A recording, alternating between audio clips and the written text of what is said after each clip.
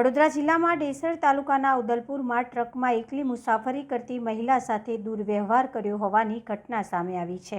સમાજમાં એકલા સમયે મુસાફરી કરતી મહિલાઓ માટે ચેતવણીરૂપ ઘટના સામે આવી છે। વડોદરા જિલ્લા ડેસર તાલુકાના ઉદલપુરમાં ઘટના બની હતી।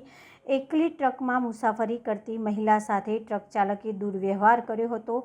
થર્મલ પાવર વણાક બોરીથી એક્ટિવા લઈ નોકરીમાં વડોદરા ફરજ બજાવવા જઈ રહેલી મહિલા સાથે ટ્રક ચાલકે દુર્વ્યવહાર કર્યો।